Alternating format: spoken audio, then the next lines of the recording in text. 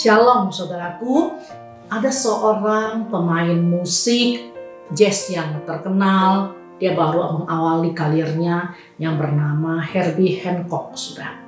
Nah, dia bercerita bahwa pada waktu awal karirnya, pertama kali dia diajak konser tampil bersama dengan seorang pemusik legendaris yang bernama Miles Davis. Dia sangat gugup pada waktu itu.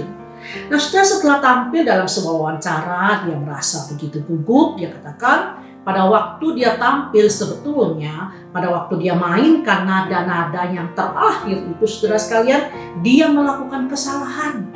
Wah, dia makin gugup. Tapi yang menarik bagi dia, dikatakan bahwa Miles Davis, si pemain musik legendaris itu, tenang saja, dia tetap memainkan musiknya, dia menutupi kesalahan daripada Hancock tanpa penonton itu tahu bahwa Hancock itu sudah melakukan kesalahan.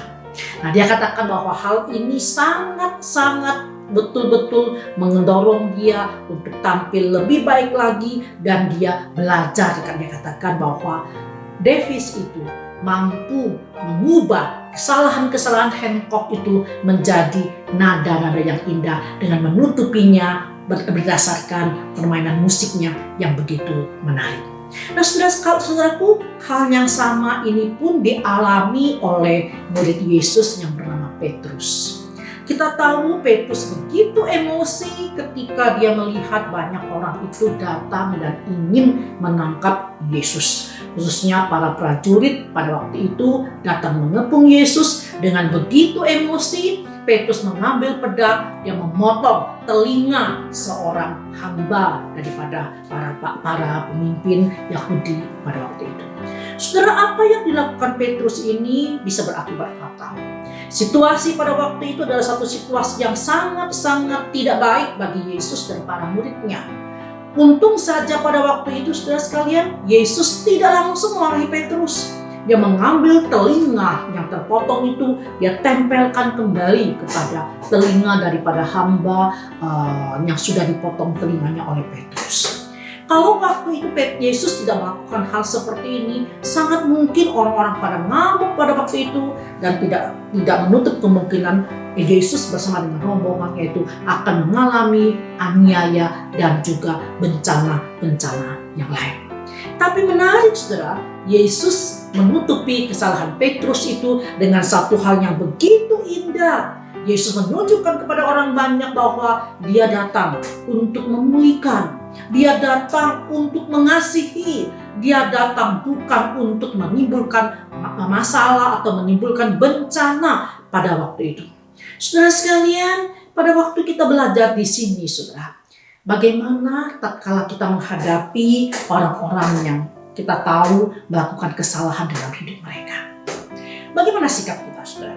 Apakah kita mengatakan, syukurin, kapok lu, ketemu batunya, syukurin, kamu ketahuan melakukan kesalahan? Atau saudara sekalian, dengan hati yang bijaksana, kita tidak hanya fokus kepada kesalahan rekan-rekan kita, tapi kita belajar, saudara sekalian, untuk menyesuaikan. Bukan berarti berkompromi dengan kesalahan itu, paling tidak kita menyesuaikan diri untuk tidak menonjolkan kesalahan orang tersebut, tetapi dengan hikmat bijaksana kita belajar untuk betul-betul sungguh-sungguh untuk belajar menutupi dan tidak memperbesar kesalahan tersebut. Bapak, Ibu, dan saudara yang dikasihi Tuhan, mari kita belajar untuk memiliki hikmat daripada Tuhan sendiri. Setiap kita lemah, orang lain juga lemah. Setiap kita bisa melakukan kesalahan, orang lain pun bisa melakukan kesalahan.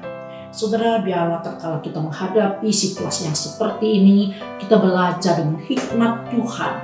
Bukan menonjolkan, memojokkan, menyalahkan orang yang melakukan kesalahan tersebut. Tapi kita belajar merangkul, mengasihi dia. Belajar untuk menerima dia, memperbaiki dia dengan cara-cara yang bijaksana, sehingga orang ini tidak dipermalukan dan dia bisa merasakan ada kasih Tuhan yang tetap merangkul, mengampuni, memaafkan, dan menerima dia kembali. Mari saudara, dengan kasih Tuhan Yesus sendiri kita belajar merangkul keluarga kita yang mungkin ada kesalahan, terhadap kita, melangkul orang-orang di sekitar kita, sehingga kita semakin hari semakin bertumbuh di dalam pengenalan kita kepada Tuhan, di dalam kedewasaan kita, sehingga semakin